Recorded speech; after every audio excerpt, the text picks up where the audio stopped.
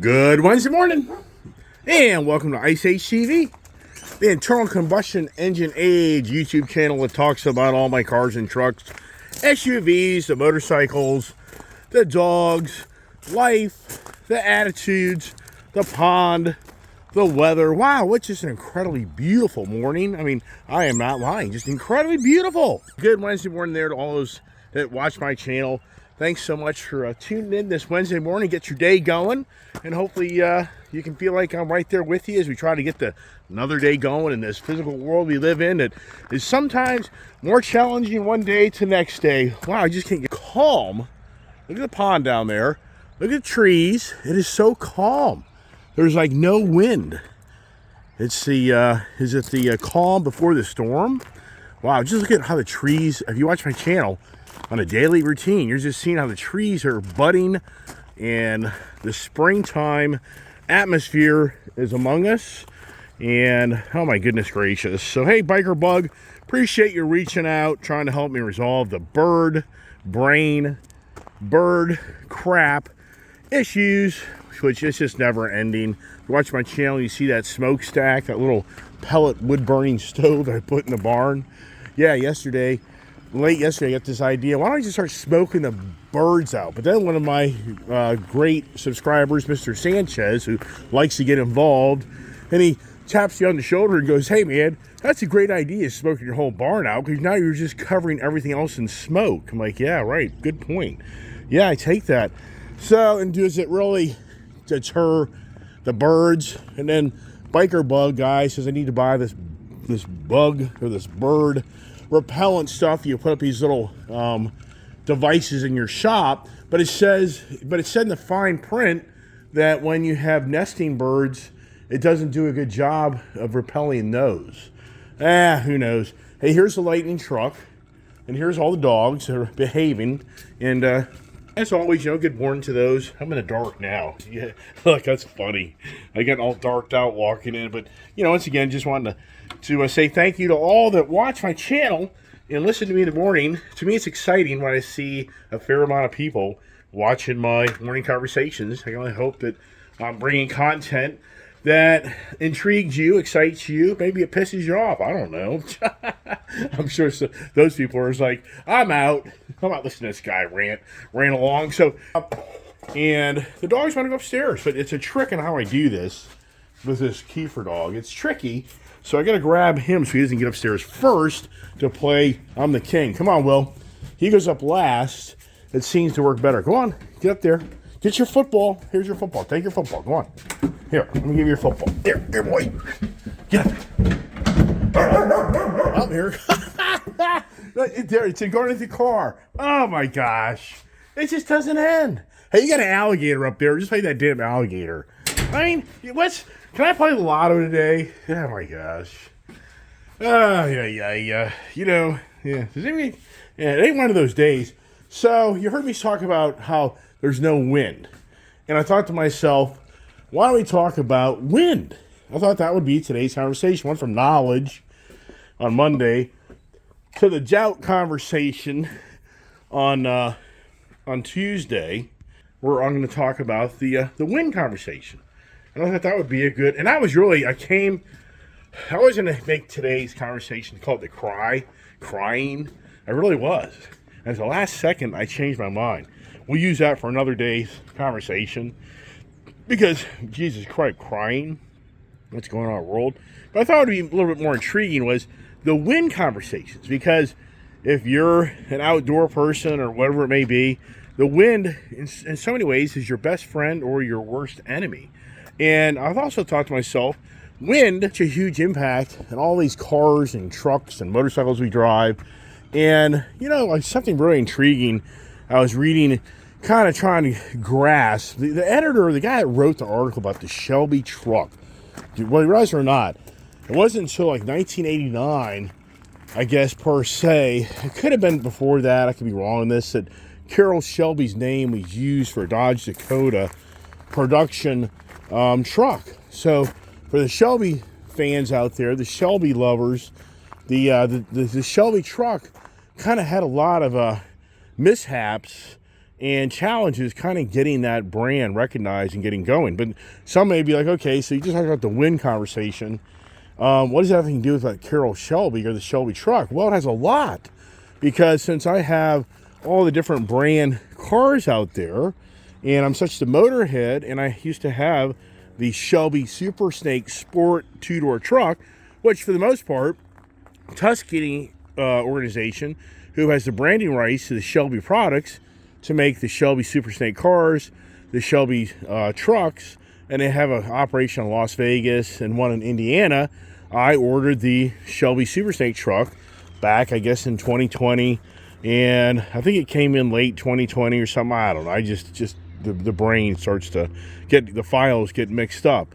So that truck came in, and I got it, and when I, very, very cool looking truck. In some ways, I wish I didn't get rid of it.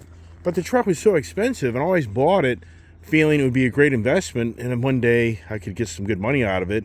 But really what it came down to, it wasn't what I thought it would be in the power. I never felt that thing had 770 horsepower. And there's even drag races of the Ram TRX truck racing the Lightning, this truck, and this being a 2-door lowered 2-wheel drive, well, it's a 4-wheel drive truck, being a lowered truck. If you watch the race, the Ram TRX, this thing did not just smoke the Ram TRX. And you would think that this truck here, weighing probably 1,000 pounds plus lighter and having like 70 more horsepower, that this truck would have just lit that Ram TRX and said bye-bye. But it's not much of a difference. And that was the Shelby Super Snake truck. And so the reason I'm talking about the wind with this Shelby truck is because, let's go back to the truck. So for Tuscany Automotive Group, they take a base or a model similar to this type of truck, and they have it shipped to their factory, and then they gut it all out, and they make it into their own personal Shelby product. So the reason it's so expensive is, first thing you're doing is you're buying a Ford truck that probably has a retail price of $45,000 on it, and then the Tuscany Automotive Group takes that and mods it all out, and that's how you get up to that $90,000, $100,000 bill, because they're going to make profit off of it. And that's part of what goes on. But the point of that is, it's the height of the truck. So that Super Snake, since it had a little different, it was supercharged, it had a little taller stance hood. And what I tried to show people is, when you go down the road in that truck, it was just incredible on how you hit about 80 miles an hour. The wind effect made this truck hit a wall. I mean, it was the weirdest feeling I ever had when I got into it. It do just kind of like a roll. You do some roll racing, whatever you want to call it. You go down the road and you just kind of get into it. Another guy's next to you. And what I noticed in that Super Snake truck is it totally shut down at about 80 miles an hour. It just shut down. It was just the weirdest thing. And the guy next to me would just rock right on by me, and he would just take off, and he would just obliterate me. I spent the whole freaking yesterday afternoon putting the machines together and the shop together, and it just doesn't end on the projects for the guy. So what I was wanting to do is, if you look at this Ford Mustang right now, and you look at the height of this roof on this car, and then you go over to that Shelby, go over to my race truck, which in so many ways was the Super Snake truck, on the way it's lowered and everything else, the top of that hood of that truck is borderline the top of the hood of the Mustang, or I should say top of the roof. So what I used to always tell people all the time was, when you have a Mustang going up against that Shelby truck, the front of the truck is high as tall as the car that you're going against. So the wind effect on that truck is huge, meaning that over here, same thing. Look at keep in mind that the Shelby Super Snake truck I owned was lowered, so the top of the hood wasn't as high as this, but you can just see the effect of how this car cuts through the wind versus this vehicle here. It's got a lot of material. It's got a big plywood front end on it that's just a wall. You know what I mean? You have so much more material here that has to go through the wind to be able to overcome the resistance to make the thing go fast. That's why cars are so much faster. Listen to all the birds. They are just so... Look at me. Look at the Ford F450 truck. I think that's the nicest F450 color looking truck I've had to date. Hey guys, you all talking about how you're trying to get into my barn? Does it sound like it? So for the wind, that's a huge challenge. in that these trucks, when you have a truck go up against a car, it's just the power, the weight, but it's the amount of inertia, it's the amount of the resistance of the wind that you have to overcome to be able to get the vehicle to get down the road. And that's why I got rid of that Shelby Super Stake sport truck, is because it just didn't have that kick in the ass pants feel.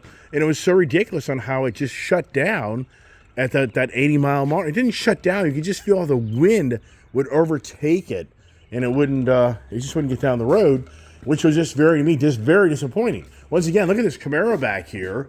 If you look at the top of the roof of that car to the top of the hood of this truck, I mean, so, once again, this hood is as tall as the Camaro. And there's your challenge when you've got when you're trying to make a truck be a high performance vehicle and rock on down the road. Well, yeah, I know, add more horsepower, you can start to overcome all that.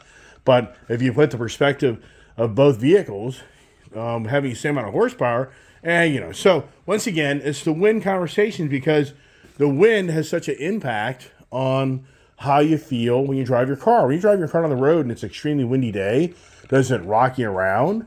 Yes. On motorcycles, it's really bad. But the other thing is, how clear is the sound? I should say, what type of wind noise do you get out of your vehicle? So meaning when you're going down the road and you start to go faster, you start to have all that wind noise in your car. And that's a big problem. And for me, since I have such severe hearing loss, I don't hear everything you hear, which I'm glad. I mean, I'm not lying. I know if I turn my hearing aids up really high so I hear like everything, I don't want to hear it. So like I don't hear all the stuff you guys hear that have really good hearing, because when I get in this Ford Bronco, or you can even get in this Jeep with this front windshield, you see the front windshield here, you see how flat it is. Well, at high speeds, this vehicle, as you know, has a lot of wind resistance, so you're hearing all that wind noise through the vehicle. And once again, for those that have really good hearing, I'm sure in some ways that's aggravating, because you can hear all the little imperfections of the vehicle. And once again, this is a lot of material going down the road. The aerodynamics of this thing isn't like the best, so you're getting a lot of wind resistance. And that's why when you look at the electric cars, that was one of the things that Tim Knuskis was saying on that new Dodge Charger, is they weren't following the green agenda's nice, appealing, everything has to look like a melted jelly bean type of car. He was, basically implying the Tesla. And he wanted more of a modern muscle type of looking vehicle in his views, in his world, because it wasn't designed to cut through the wind resistance. It was more designed to have a badass look, but continue to work on the green agenda, which is a main thing of wind. I mean, that's what intrigued me to talk this morning about wind. Was I read this article about this guy Mark Lungston from MIT, Massachusetts Institute of Technology, a aero engineer, and apparently for the last 7 years he's been working on a airplane, the biggest airplane in the world ever to date, and it's Radia, and it's like the wind. I can't think of the name of the plane, but we'll look at that here in a little bit. But the wind conversation came from me reading this article about how there's a guy and other engineers, a lot of people are involved, of building the biggest aircraft in the world to be able to move these wind turbine blades. And there that aren't really into the wind turbines, including myself, it was a great article because it opened my eyes to understand that the reason you have these big wind turbines out in the ocean is because there's no way on land that the transportation can get a big, one of these big wings, or whatever you want to call it, wind turbine blades, one of these big ass blades. On land, they can't navigate around, the roads to get this big ass blade. Well, in the ocean, it's more, it's a no-brainer. The ocean, you can have big ass ships that can move these big wind turbine blades, and so that's why the bigger turbines are out in the ocean. Well, this guy's vision is he's going to build the biggest aircraft in the world to transport in some ways, a football field length wind turbine blade.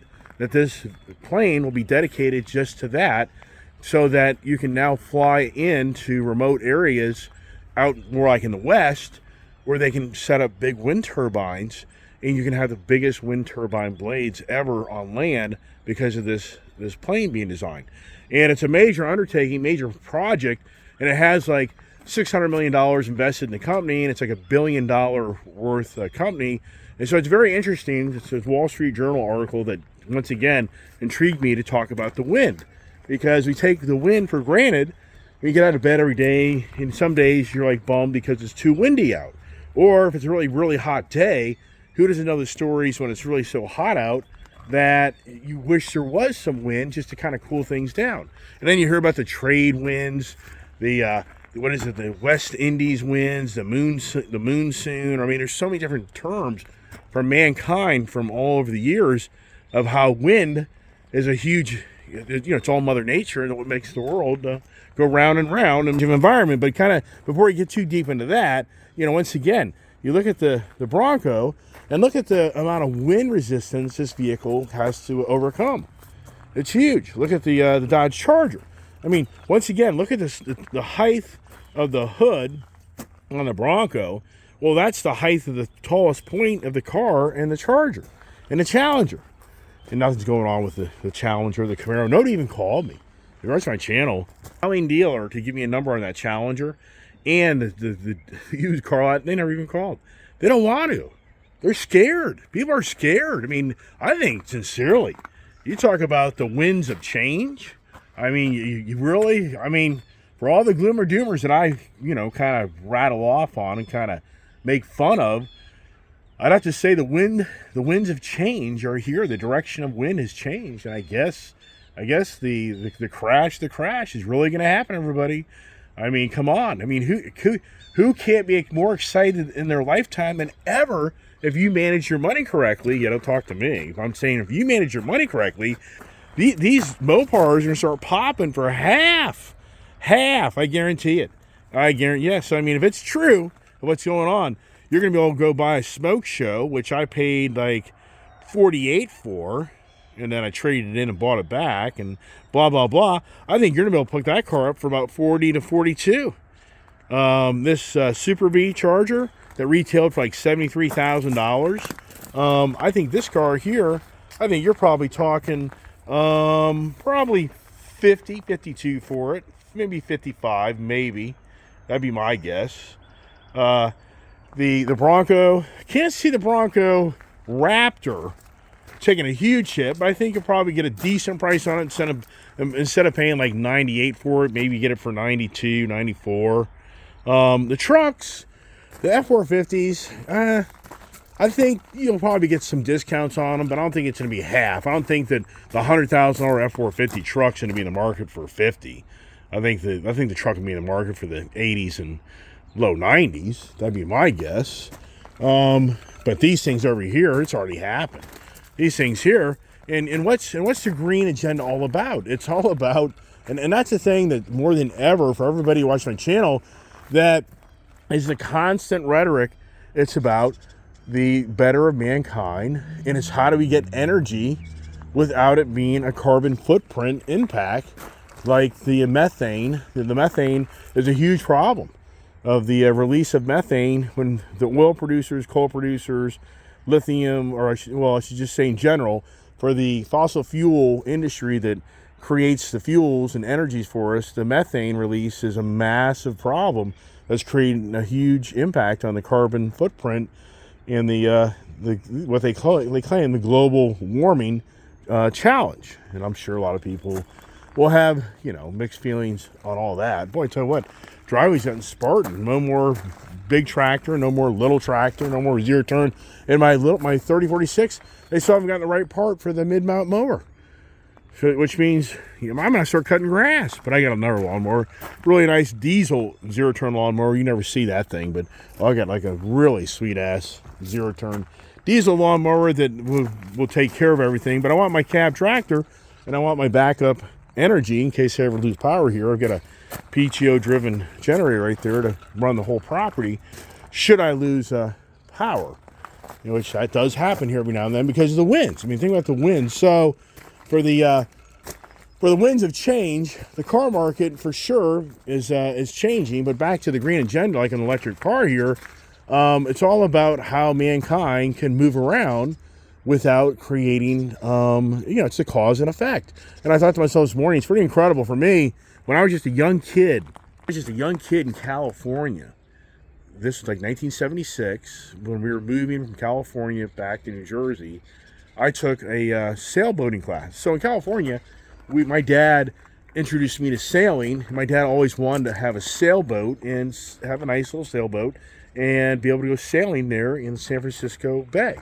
And so, believe it or not, which nothing like radical or anything, but I took a sailboat class in San Francisco Bay, there in San Francisco, where I really went and learned how to sail a small boat, not a big sailboat, but just a real dinghy, basically, sailboat.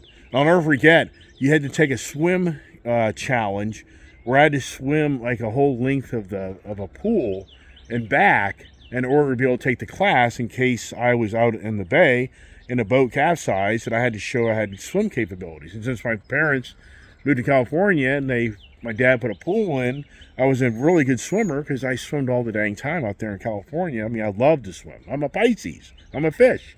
So took that class, and then I literally learned how to sail a sailboat there in San Francisco. And then sadly, we had to move to New Jersey. But in New Jersey, we got ourselves a little Chrysler Day dinghy sailboat. Yeah, it was Chrysler. It was a Chrysler product. And it was the coolest little sailboat. And that's where we kind of got our true beginnings up there in Round Valley Reservoir up in Lebanon, New Jersey, where my dad and I used to go on the weekend and go sailing, which was such a great thing. And then we evolved to the catamaran, but we actually got a Prindle, which was a different design style boat. And oh my gosh, I have stories with my dad. I mean, but all those boats, I have stories with my father that, I mean, you'd have to laugh if you would have been with me of what happened with all the boating adventures, just getting going with sailboats, of stories with my father. Oh my gosh. But I'm not going to do that this morning because it just gets into too lengthy a conversation. But what was the key thing was when we'd go out sailing, if it wasn't a very windy day, it was very boring. You know, you would sit out there in the water and you barely tacked back and forth. But then there was many days when it was really windy and we just about would capsize the boat, or my dad ran the boat into the rocks. He couldn't get the boat to turn around. I mean, there's so many stories. You had to get out of the catamaran. He had to get out of the catamaran and physically turn it around because you can get the boat to come around. And as my dad is walking on big-ass rocks, shifting the boat around as I'm on the boat, and then it catches the wind, starts taking off, he barely hangs on to be dragged through the water for us to stay with me as the boat takes off. I mean, yeah, it's just, he fell off a trailer. My dad was trying to put the mast up on this catamaran-style boat, and he had a hell of a time getting this big mast up. Because you trailer the boat, you can't go down the road with this 20-foot, high mast going down the road, so you have to manually put that up yourself with a cabling system. And my dad, he literally fell off the trailer. He fell off the boat onto the three-point area here onto the trailer, but it didn't have any box on it. I mean, he literally bounced off the frickin' trailer onto the ground. So my dad's up there trying to help get this mast up on the boat, and he loses his balance, and he falls down on the trailer on his back.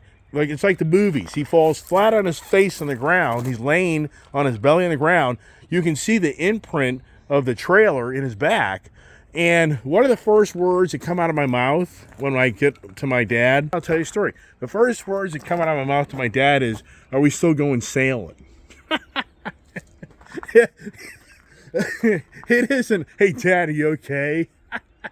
I'm focused on, "Hey, are we still going to go sailing, Dad?" My dad there is in agony. Oh my gosh. About mine. He had like a stamped trailer in his back. And it even gets, I know, now I'm telling you a story, but it's just classic. And then these ladies show up in a catamaran. And they're having the same problem. So they weren't there when my dad had fallen off the boat onto the trailer into the parking lot. So they weren't there. But then these two ladies show up. in their little bikinis. And they're having a hell of a time getting the exact same thing as getting the mast to go up. And so now they walk over to my dad to ask him to help them put it up. And I'm like, oh my gosh, these ladies have no idea what just played out 15 minutes ago. So now my dad goes over to help them. He sucks in his gut and puts his big chest out, to show the ladies how to do it, right?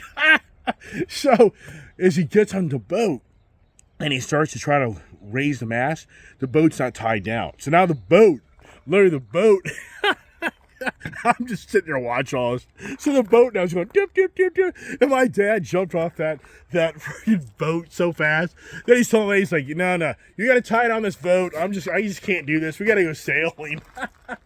One of many stories in my adventures with my dad, which is so fun to go hang out with. If you watch my channel, you can only imagine in his younger days what he used to do, the antics, and the son there to just spur him on to do things. But but anyways, so the wind is all about the wind. And I thought to myself, it's so incredible on what wind does to Mother Nature, what wind does to so many things. I mean, the wind creates tornadoes, it creates the hurricanes. I mean, it's incredible on how the wind is such a part of our life. I think we don't really, even for me, really think about it and focus on it.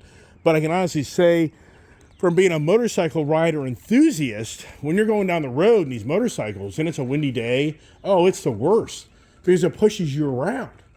And especially when you're on like a naked bike, like when I'm on this Triumph bike and I'm going down the road and it's kind of a windy day, I mean, it really does push you around. And once again, it's nerve-wracking. It's like, man, the Honda Goldwing, a little more aero design, but it's the same thing. When I'm going to ride my Honda, hey, the nice weather's here. I mean, definitely time to go riding. But for me, it's so many freaking projects of running my company and business and everything that goes along with it, and projects and jobs. And last night I started up the Indian. The kid is like, I so want to ride that motorcycle. I'm like, that's great. Because now you're going to get me on the Indian. You're going to get the winds of change for Mr. Iceman, where you got rid of all its Indians, which I really have. I got rid of all my Indians, and with the exception of this and the FTR. So I'll just take the FTR and trade it back in. Oh, here's the danger. My selling dealer has an Elite Challenger, the new one with the red wheels and everything. Oh, yeah. Selling dealer has an Indian Elite.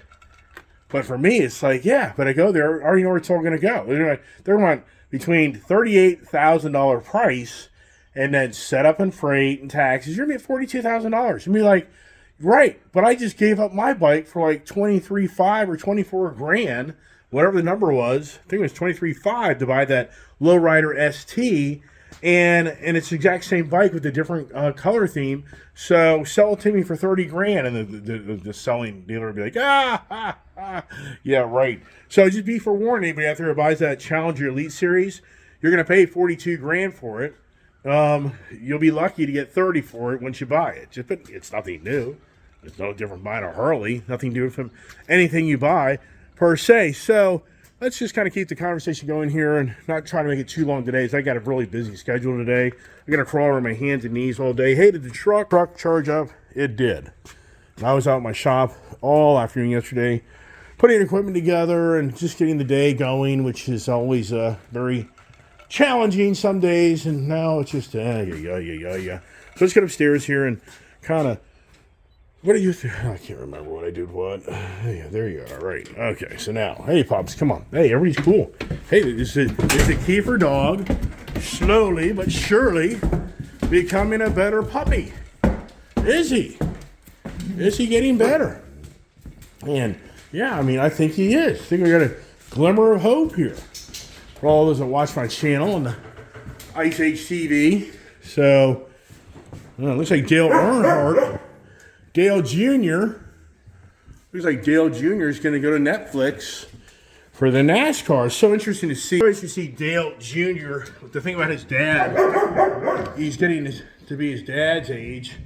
Not yet, but how his dad was still racing.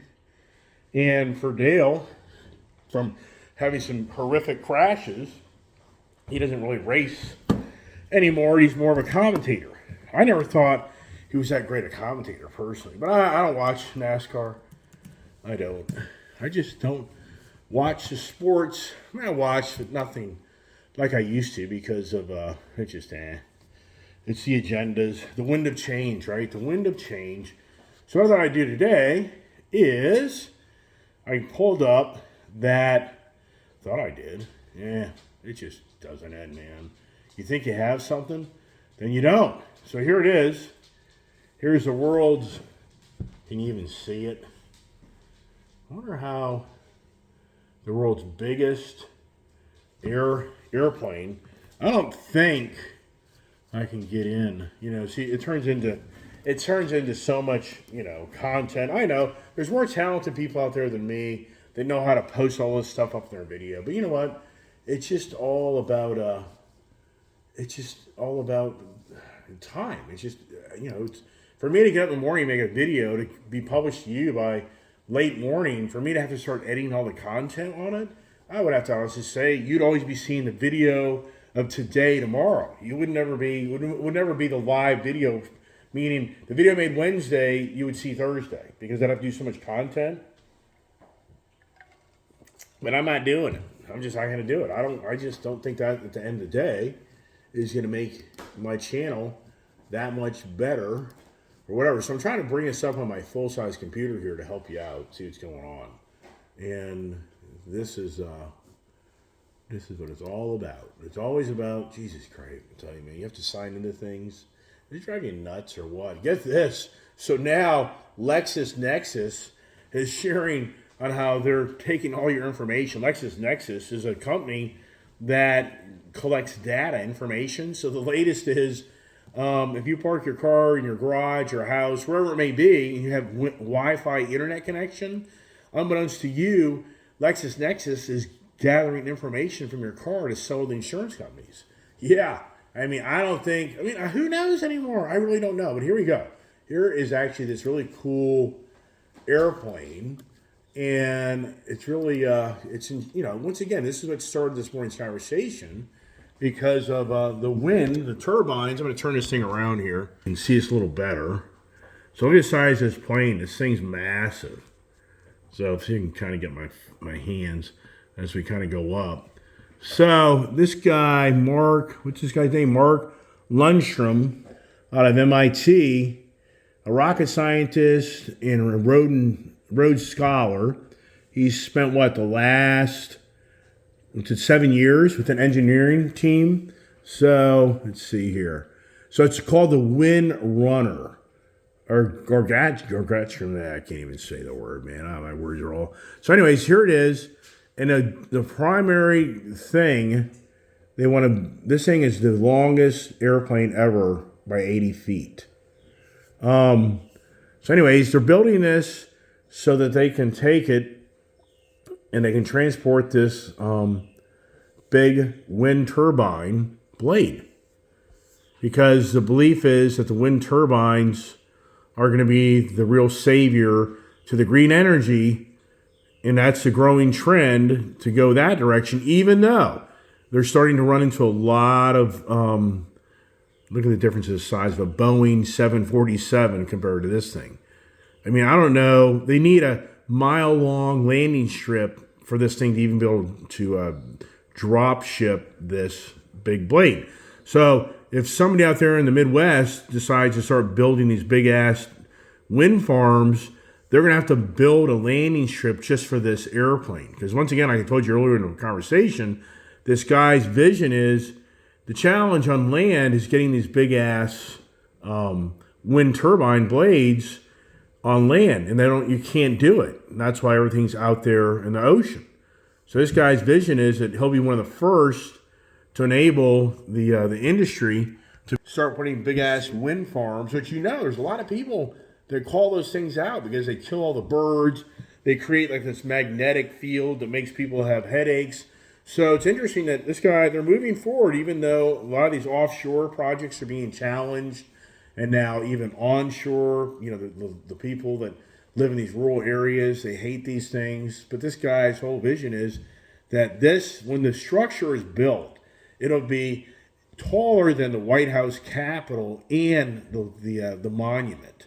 So once you have to put the big ass pole in to accommodate this 300-foot wingspan blade, but what they talk about is, so even though there's objection to all this, the wind turbine industry is actually growing, and the demand is being sought after more than ever because of the demand for artificial intelligence. This new AI is really starting to create, in so many ways, havoc because of the. Can get to open up. Because of how much energy is going to be drawing these data centers, and the electric infrastructure just isn't going to be able to handle it. So what I did, I looked up this morning the word wind. You just want to go to the encyclopedia, whatever, Wikipedia, and read about the story and the physics of the world of wind. But it is very intriguing to read about it because it talks about how the Indy trade winds, and that's what I kind of got fixated on. And what's incredible is how the wind changes. What's it? El Nino, the tropics, the global climate. So the wind, runs the world, whether you realize it or not. So here's the westerlies of the prevailing winds, the trade winds. Here's the trade winds.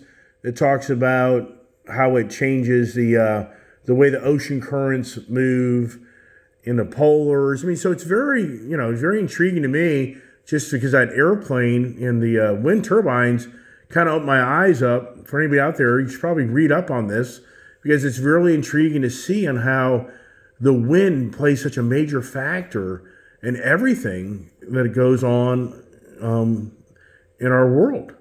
I mean, and so look at transportation. Think about mankind from the beginning. If mankind wasn't his own legs and all the slaves, or using an animal, how did mankind first start transporting things? Well, we know it was the boat. It was the boat, and then it was sail.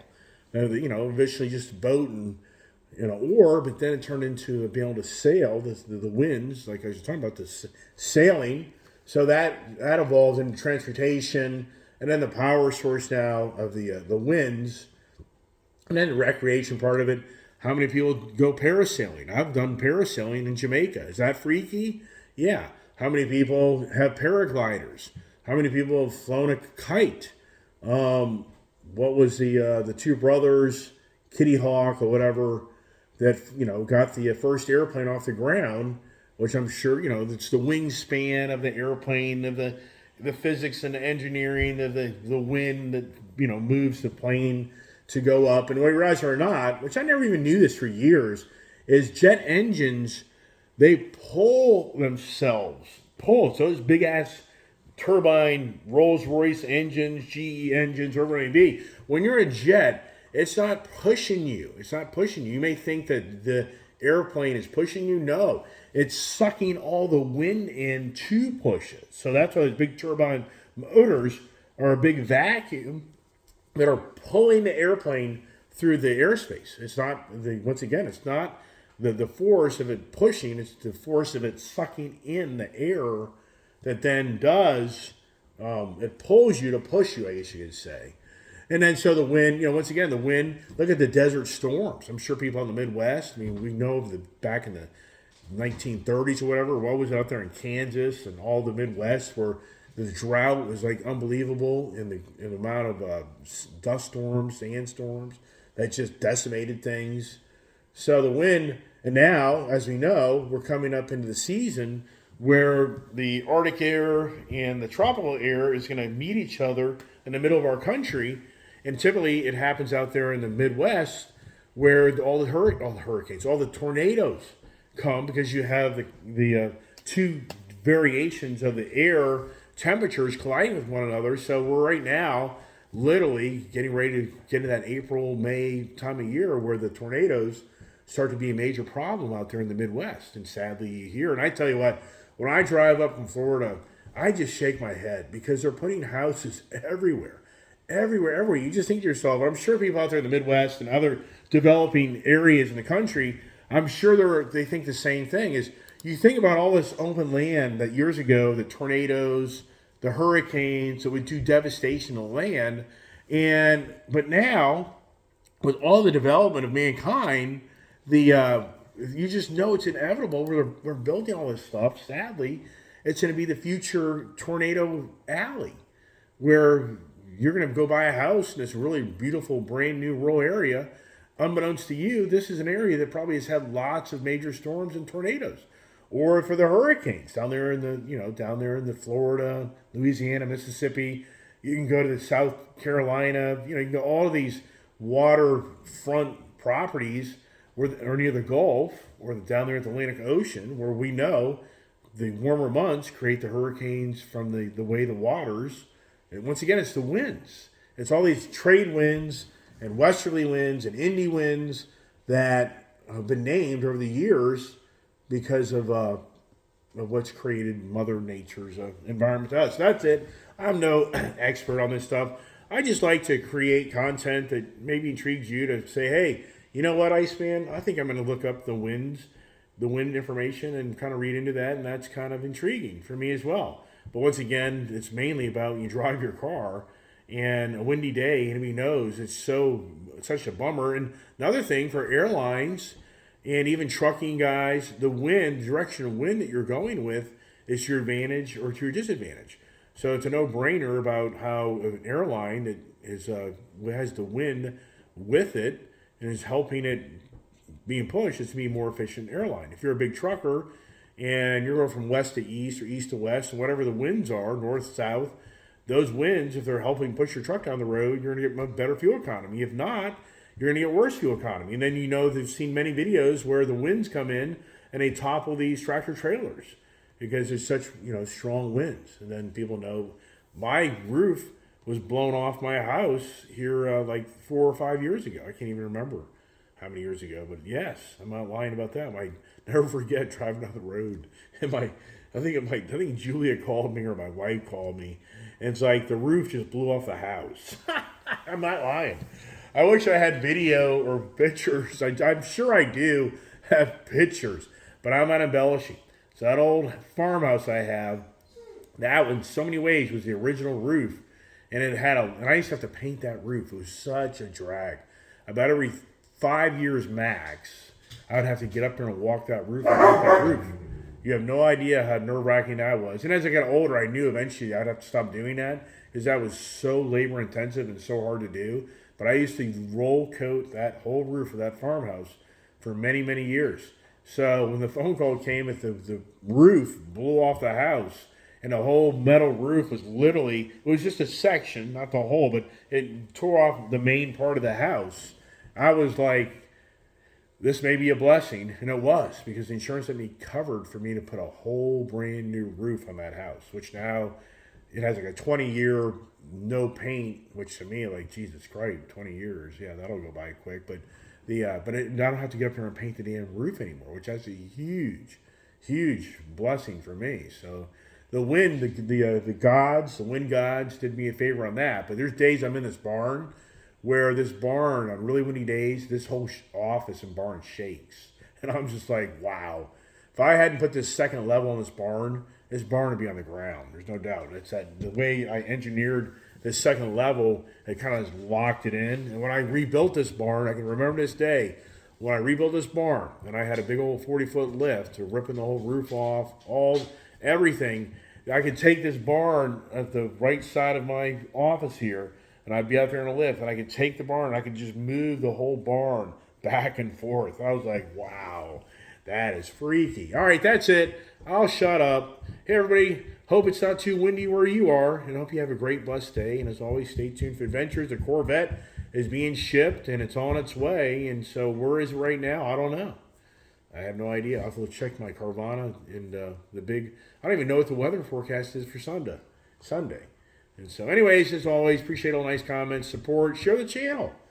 Hey, appreciate Don and Ginny and the doggies out there, because good old Don sent me a picture of his nice Ram truck his long bed, two-door. I'm assuming it's a 1500 there, Mr. Don.